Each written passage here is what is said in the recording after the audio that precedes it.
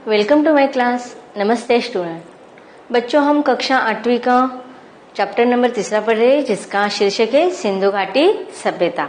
सिंधु घाटी सभ्यता इसका ये सेशन नंबर 4 है। इसके पहले भागों में हमने पढ़ा था कि प्राचीनतम जो अभिलेख थे, धार्मिक ग्रंथ थे या पुराण जो जितने भी ग्रंथ थे वो कौन कौन से माने गए, इसका वर्णन हम पढ़ रहे थे। तो सबसे पहले भारत का प्राचीन ग्रंथ माने गए वेद, और वेद जिस काल में लिखे गए उस काल को वैदिक काल या वैदिक युग इस नाम से जाना जाता है। लेकिन वह काल का समय कुछ निश्चित करना विद्वानों के लिए एक अलग ही विषय रहा है, उसका समय निश्चित नहीं कर पाए। तथा वेदों के बारे में हमने पढ़े कि पहले जो वेद थे वह किस प्रकार लिखे गए कि वेद कुल मिलाकर 4 प्रकार के थे। तो सबसे महत्वपूर्ण माना गया वेद जो था ऋग्वेद। तो वेदों पहला हमारा धार्मिक ग्रंथ कौन सा माना गया है? ऋग्वेद। तो ऋग्वेद, फिर अथर्ववेद, यजुर्वेद, सामवेद, इनका हमने वर्णन पढ़ा। आगे पढ़ते हैं लेखक हमें इन वेदों के द्वारा क्या कहना चाहते हैं, हमारी कौन सी संस्कृति या सभ्यता का किस प्रकार से वर्णन किया है, या अगले पैराग्राफ में पढ़ते हैं।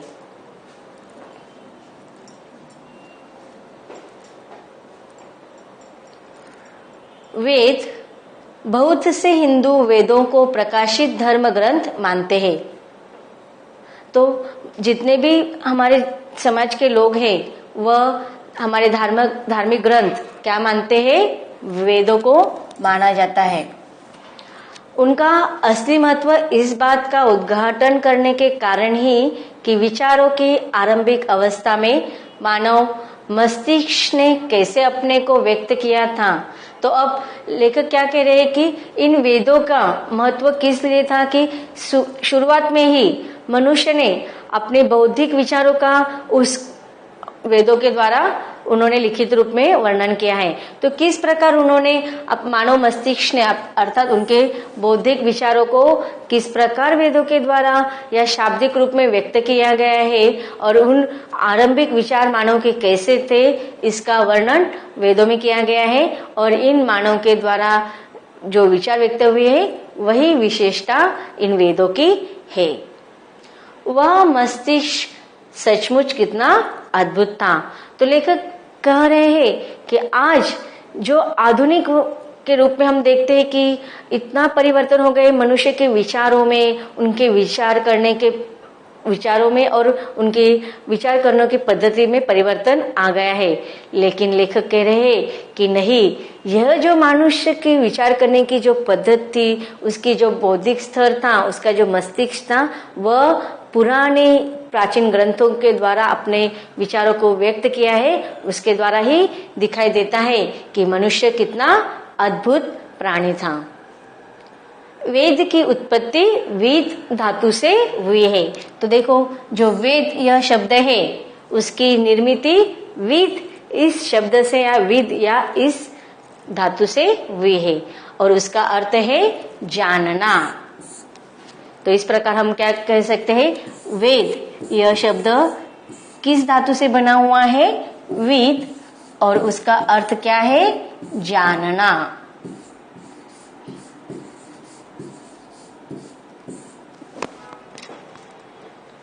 तो अतः वेद का सीधा साधा अर्थ है अपने समय के ज्ञान का संग्रह। तो देखो, यहाँ पर लेखक ने वेद का अर्थ क्या होता है यह बताया है कि हमने देखा वेद का उत्पत्ति निर्मिति किस धातु से हुई है? वेद, और उसका अर्थ है जानना। तो क्या जानना? कि हम जिस समय में रह रहे हैं उस समय के आजू बाजू की सारी जानकारी को, सारी ज्ञान को ग्रहण करना, उसको जानना, उसे ही कहते हैं वेद। तो यहाँ पर वेद इसका अर्थ लेखक ने क्या बताया है कि अपने समय के ज्ञान का संग्रह करना। आपको प्रश्न पूछा जा सकता है कि वेद का अर्थ क्या है, तो आप उत्तर क्या लिखेंगे कि अपने समय के ज्ञान का संग्रह करना। उनमें न मूर्ति पूजा है न देव मंदिर। तो देखो, इन वेदों में मूर्ति पूजा या किसी विशेष धर्म या विशेष देव या विशेष मंदिर का वर्णन नहीं किया है। वैदिक युग के आर्यों में जीवन के प्रति इतनी उमंग थी कि उन्होंने आत्मा पर बहुत कम ध्यान दिया। तो देखो उस काल के वैदिक युग में जिस समय वेद लिखे गए हैं, उस समय के आर्यों के जीवन के प्रति इतना उत्साहित था कि वह आत्मिकता या आत्मिक साधना पर बहुत ही और कम ध्यान दे रहे थे।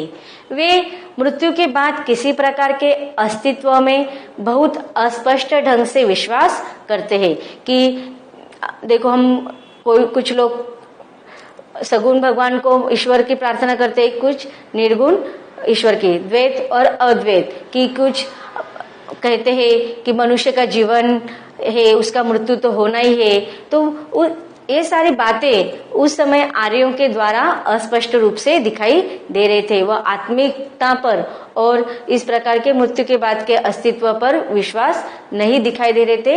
ये इसकी बात अस्पष्टता यहाँ पर लेखक कह रहे कि यह सब अस्पष्ट ढंग से विश्वास करते थे। पहला वेद यानी ऋग्वेद शायद मानव जाति की पहली पुस्तक है। तो लेखक क्या कह रहे हैं कि मानव जाति की पहली पुस्तक कौन सा है? वेद। और उसमें पहला जो वेद है ऋग्वेद, वह मानव जाति की पहली पुस्तक मानी गई है। अब ऋग्वेद का अर्थ मैंने आपको भी पहले बताया था कि ऋग्वेद का अर्थ क्या होता है कि वह काव्य पंक्तियां, कि पहले जब अब देखो हम बहुत सारी लिखित साहित्य देखते हैं तो उसमें बहुत सारे गद्य पद्य देखते हैं। तो ऋग्वेद की विशेषता है कि वह काव्य के रूप में लिखी गई पंक्तियां थी और साथ ही बहुत सारे ऋषि मुनि मिलकर उन्होंने यह ऋग्वेद की रचना की थी। उसमें उन ऋषि मुनियों में स्त्रियों का भी समावेश था। बहुत सारी स्त्रियों ने भी ऋग्वेद की रचनाएं अर्थात ऋचाओं की रचनाएं, काव्य पंक्तियों की रचनाएं की थी तथा उस समय के मानव को उन्होंने मार्ग दिखाते हुए आधुनिकीकरण का जीवन अपनाते हुए जीवन जीना चाहिए इसका संदेश दिया है तथा प्राकृतिक सौंदर्य और मानवीय सौंदर्य का वर्णन ऋग्वेदों के काव्य पंक्तियों में किए गए हैं। इससे हमें मानव मन के सबसे आरंभिक उद्गार मिलते हैं, काव्य प्रभाव मिलता है। तो देखो हम देखते हैं कि यहाँ पर लेखक ने कहा है कि मानव मन के सबसे आरंभिक उद्गार मतलब लिखित साहित्य के, कि हमने देखा कि जब लिखित साहित्य की निर्मित हुई तो मानव ने उसकी शुरुआत काव्य पंक्तियों से किया। काव्य प्रभाव मतलब कविता के द्वारा, पद्य हम उसे कह सकते हैं, काव्य प्रभाव में मिलता है और प्रकृति के सौंदर्य और रहस्य के प्रति हर्षोन्माद मिलता है। तो ऋग्वेद की विशेषता क्या है कि प्रकृति के सौंदर्य और मनुष्य के जीवन में जो रहस्यमय जीवन था उसके प्रति हर्ष के साथ, उत्साह के साथ, आनंद के साथ जीवन जीने का उद्देश्य वहां पर ऋग्वेदों के द्वारा यह विशेषता है। इसके अलावा हमें मनुष्य के उन साहसिक कारनामों का रिकॉर्ड मिलता है जो लंबे समय पहले किए गए थे। तो ऋग्वेदों की और एक विशेषता कौन सी थी कि उस ऋग्वेदों में मनुष्य के द्वारा बहुत समय पहले जो साहसिक कार्य किए गए थे, साहसिक काम किए गए थे, उसका वर्णन इन ऋग्वेदों में किया गया है। यही से भारत ने एक ऐसी तलाश आरंभ की जो उसके बाद कभी समाप्त नहीं हुई। तो इस प्रकार लेखक कहते हैं कि भारत के संस्कृति के विकास में एक क्रांति यहाँ से भी शुरुआत हुई थी और वह आगे चलकर इतने आगे बढ़ी कि वह आगे नष्ट नहीं हो पाई बल्कि उसका उत्तरोत्तर विकास होता गया।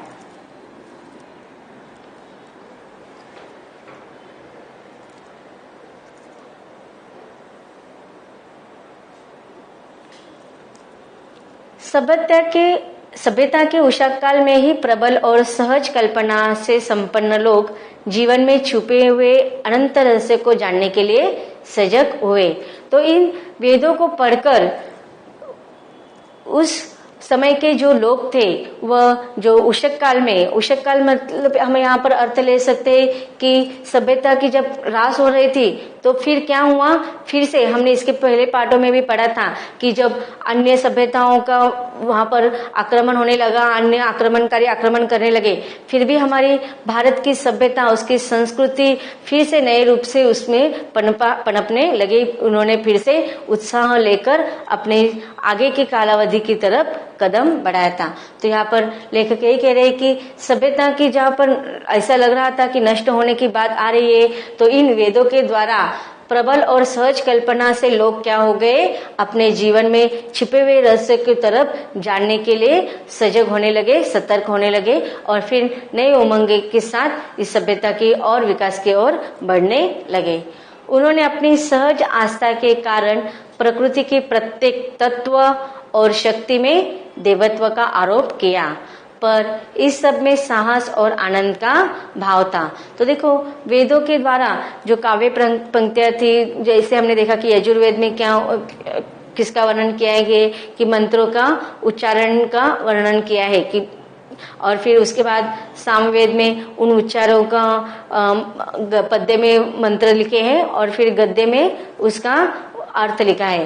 तो जैसे ही लोग वो पढ़ने लगे तो उनके जीवन में आस्था निर्माण होने लगी और प्रकृति के उस समय ज्यादा करके उसमें प्रकृति का ही सौंदर्य का वर्णन किया है। तो प्रकृति के हर तत्व में कुछ शक्ति है और उस तत्व को अगर हम देवत्व का ही एक रूप मानकर उसकी तरफ देखने का लोगों का नजरिया बढ़ने लगा और जब वह पढ़ते थे तो वह उसमें साहस का और आनंद का भाव विहित था।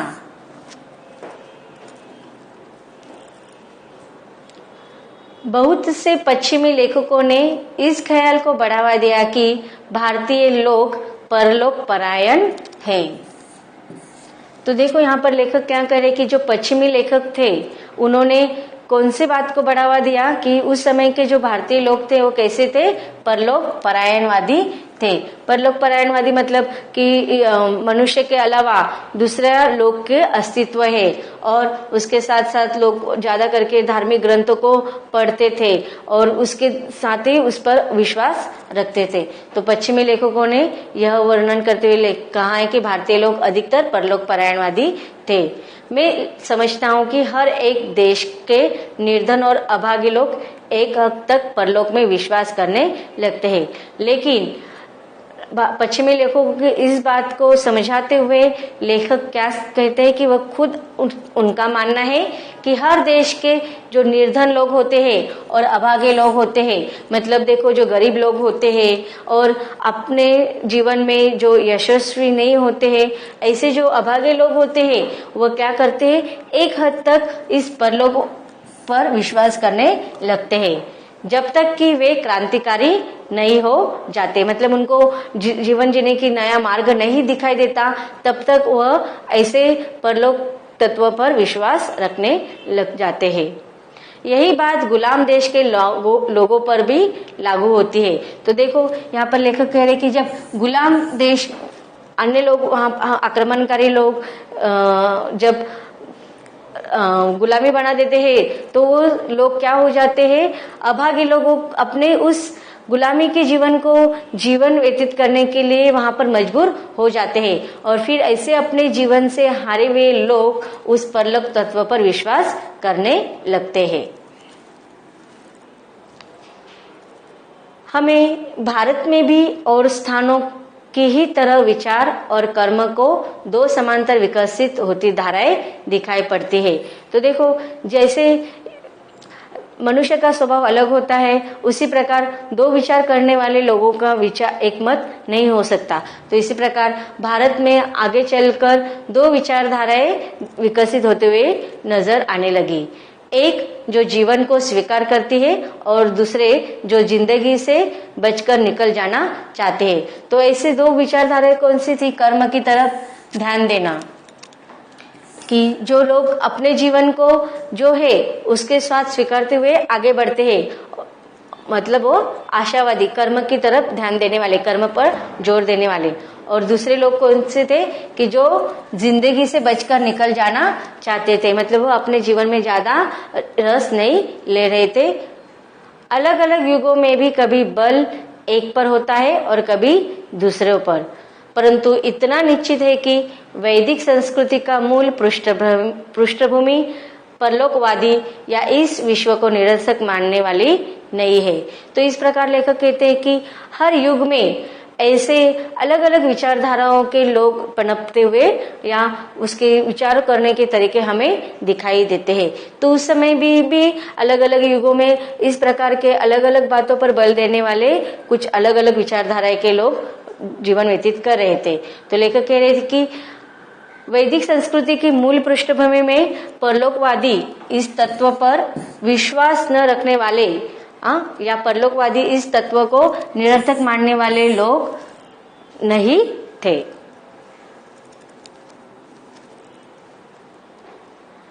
जब भी भारत की सभ्यता में बाहर आई तब ऐसे हर दौर में जीवन और प्रकृति में लोगों ने गहरा रस लिया, जीने की प्रक्रिया में आनंद लिया। ऐसे ही युगों में कला, संगीत, साहित्य, साथ गाने नाचने की कला, चित्रकला, रंगमंच सबका विकास हुआ।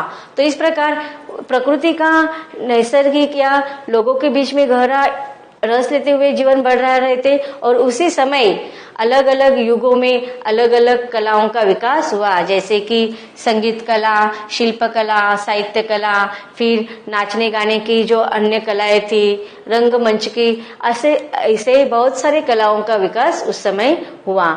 इस बात को ग्रहण करना मुमकिन नहीं है कि कोई संस्कृति या जीवन दृष्टि जिसका आधार परलौकिकता हो या जो विश्व को व्यर्थ मानती है वह सशक्त और विविधतापूर्ण जीवन की अभिव्यक्ति के इतने रूपों की रचना कर सकता थी।